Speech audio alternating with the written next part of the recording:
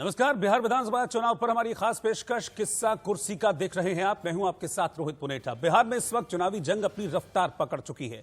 पहले चरण के मतदान के लिए रण की शुरुआत हो चुकी है। मंगलवार को यानी कि आज धुआंधार प्रचार हुआ है। महागठबंधन की तरफ से तेजस्वी यादव ने मोर्चा संभाल रखा है तो एनडीए की तरफ से नीतीश कुमार कमान संभाले हुए हैं। नीतीश कुमार ने चुनावी रैली को संबोधित करते हुए आरजेडी के 15 साल के शासन और परिवारवाद को लेकर तंज कसे हैं। उधर नीतीश के वाद पर भी तेजस्वी यादव ने जमकर पलटवार किया है। टीवी स्क्रीन पर आप दो तस्वीरें देख रहे हैं। एक तरफ तेजस्वी यादव हैं और दूसरी तरफ हैं नीतीश कुमार। आपको बता दें कि पहले चरण का चुनाव 28 अक्टूबर को होना है, यानी कि 28 अक्टूबर को वोट डाले जाने हैं।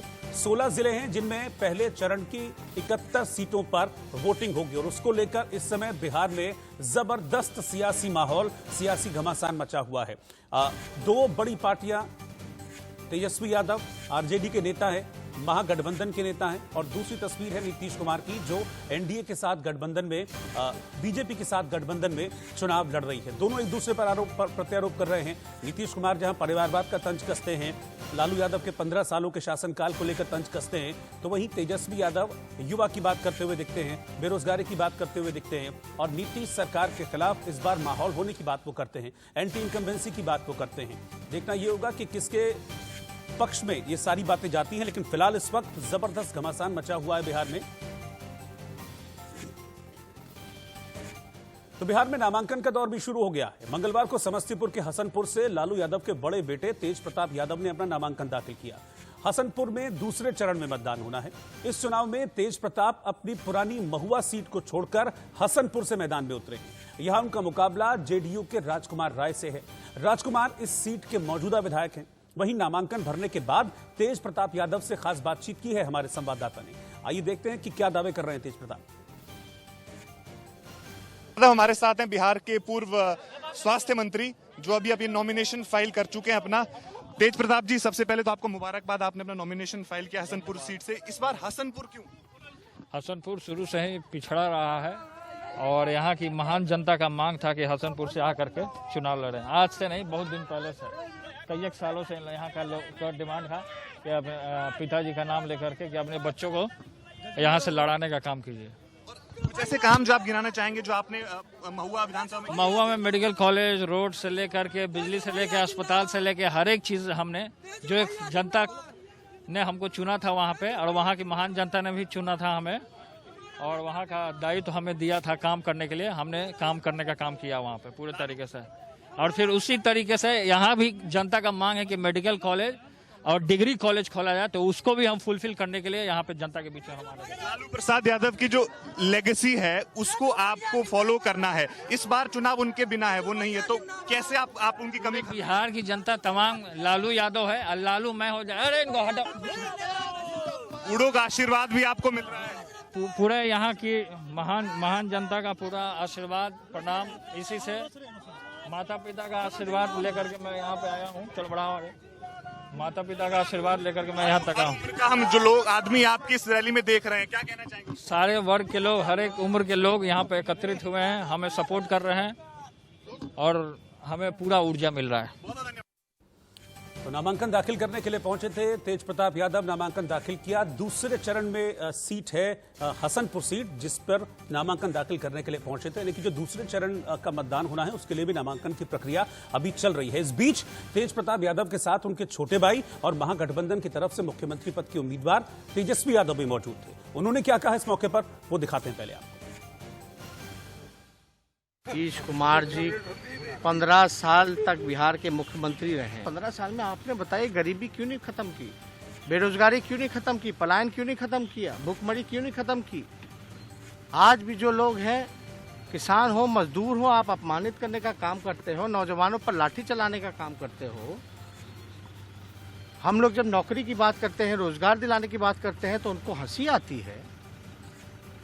15 साल तक जो आदमी व्यक्ति कोई काम नहीं किया, वो आगे क्या कर सकता है?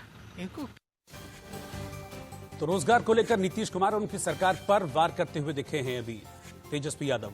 इधर नीतीश कुमार भी धुआंधार प्रचार में जुटे हुए हैं और जमकर वो भी आरजेडी पर निशाना साध रहे हैं।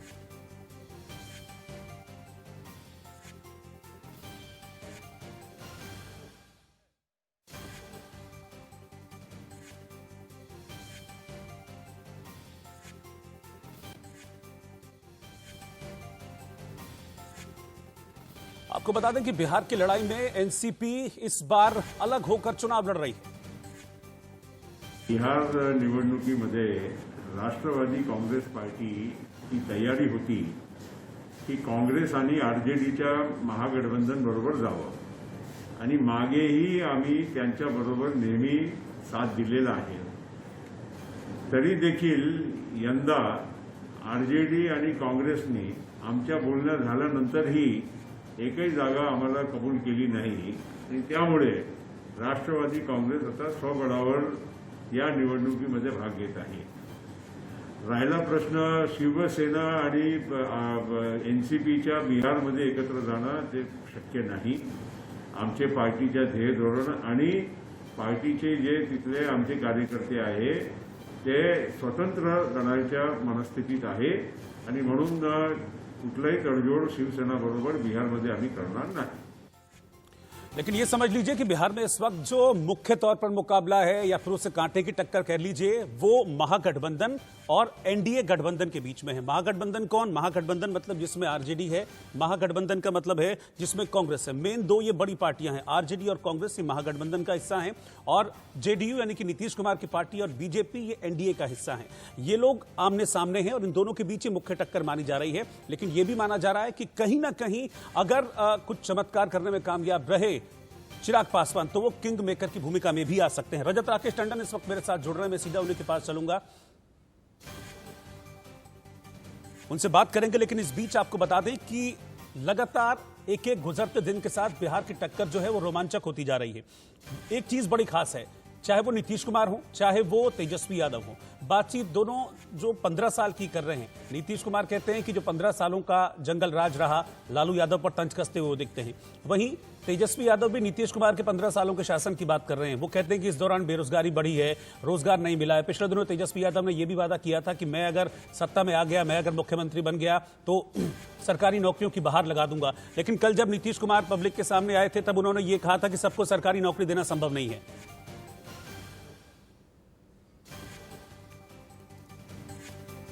तो क्या समीकरण है इस वक्त बिहार चुनाव का, जरा उसको समझना जानना बेहद जरूरी है। पिछले चुनाव में आरजेडी, कांग्रेस और जेडीयू ये तीनों पार्टियां मिलकर चुनाव लड़े थे।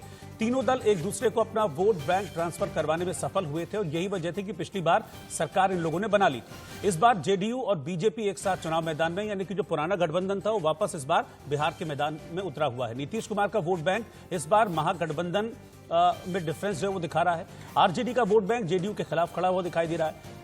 बीच में एलजेपी ने भी एक नया समीकरण बना दिया और इस बार का सबसे दिलचस्प समीकरण यही है। पिछले चुनाव में आरजेडी, कांग्रेस और जेडीयू मिलकर लड़े थे, नीतीश कुमार मुख्यमंत्री बने थे और तेजस्वी यादव उप मुख्यमंत्री बने थे। लेकिन सरकार बहुत ज्यादा वक्त तक चल नहीं पाई थी क्योंकि पहले से यह कहा जा रहा था कि डिफरेंसेस होंगे, विचारधारा को लेकर डिफरेंसेस होंगे और ये डिफरेंसेस उभरे थे, जिसके चलते फिर रास्ते अलग हो गए थे और नीतीश कुमार ने यानी कि जेडीयू ने वापस बीजेपी के साथ मिलकर सरकार बना ली थी और फिर जो है वो सरकार इस बार तक चलाई है। लेकिन इस बार फिर से सियासी समीकरण पूरी तरह से बदल गए हैं। अब जेडीयू और बीजेपी इस बार दोनों मिलकर जॉइंटली चुनाव मैदान में हैं, अपनी जीत के दावे भी कर रहे हैं, सीटों का बंटवारा भी हो चुका है। इधर जेडीयू में एचएएम यानी कि हम पार्टी जो है जीतन राम मांझी की, वो जेडीयू के साथ है। वीआईपी पार्टी इस वक्त एनडीए गठबंधन में है। तो वहीं इसका नुकसान क्या आरजेडी को होगा, तेजस्वी यादव को होगा, ये तमाम ऐसी चीजें हैं जो कि इस वक्त नए नए समीकरण पैदा करती हुई नजर आ रही है। लेकिन इस बीच आपको बता दें कि नामांकन का दौर शुरू हो गया है क्योंकि जो पहली वोटिंग है वो 28 अक्टूबर को होनी है। बहुत ज्यादा दिन बचे नहीं है, इसलिए चुनाव प्रचार भी बहुत तेजी से देखा जा रहा है। लेकिन एक और खास बात है इस बार के चुनाव में कि कोरोना काल का ये समझ लीजिए कि ये पहला बड़ा चुनाव है कोरोना काल में और इसमें बहुत सारी रेस्ट्रिक्शंस भी हैं। इस बार चुनाव प्रचार के तरीके पूरी तरह से बदल चुके हैं। वर्चुअली ज्यादा जोर होगा इस बार चुनाव प्रचार में, बहुत सारे पाबंदियां लगाई गई हैं। प्रचार के लिए आप बहुत ज्यादा लोग अपने साथ नहीं लेकर जा सकते हैं। नामांकन के लिए जैसे पहले होता था कि शक्ति प्रदर्शन होता था, हजारों हजार लोगों की भीड़ जा रही नामांकन करने के लिए, इस बार ऐसा कुछ नहीं होने वाला है। इस बार ज्यादातर जो जोर है वो वर्चुअल प्रचार पर रहेगा।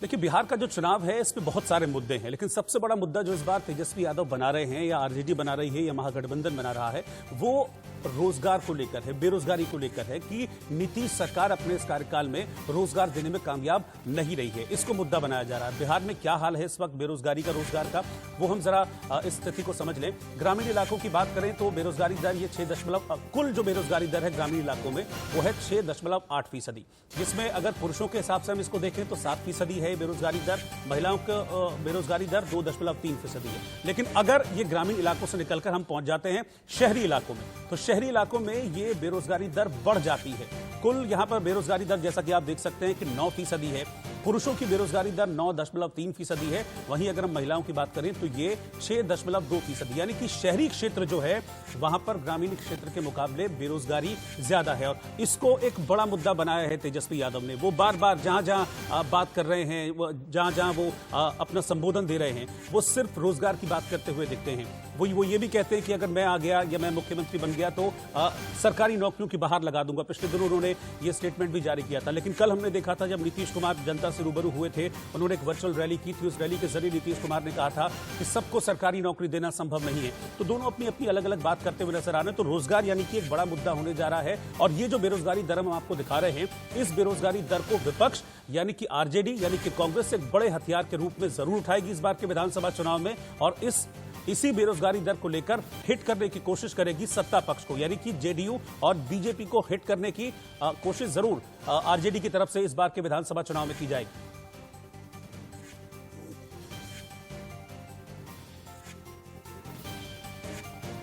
तो आपको बता दें कि बड़े दिलचस्प इस बार बिहार का विधानसभा चुनाव होने जा रहा है। बहुत सारे सियासी समीकरण इस बार बदलते हुए दिख रहे हैं। इस बार खास बात यह है कि एलजेपी जो कि एनडीए का साथी है, वो इस बार गठबंधन में होकर चुनाव नहीं लड़ रहा है। जेडीयू से कुछ डिफरेंसेस थे, सीटों को लेकर बहुत सारे डिफरेंसेस थे। चर्चा ये आई थी कि तकरीबन 42 सीटें मांग रहे थे चिराग पासवान, लेकिन 42 सीटें देने से इनकार कर दिया था, जिसके बाद चिराग पासवान ने कहा था कि मैं अलग होकर चुनाव लड़ूंगा। और खास बात यह है कि वो उन सीटों पर अपने उम्मीदवार उतार रहे हैं जिन सीटों पर जेडीयू चुनाव लड़ रही है। बीजेपी वाली सीटों पर अपने उम्मीदवार नहीं उतार रहे हैं चिराग पासवान। तो ये भी एक बड़ी खास और बड़ी दिलचस्प बात है। इसका नुकसान किसको होगा, क्योंकि इस तरह की चर्चाएं राजनीति में बहुत ज्यादा गर्म थी कि कहीं ना कहीं इसके पीछे जो बीजेपी का थिंक टैंक है, बीजेपी का आला कमान है, उन्हीं का ही दिमाग है।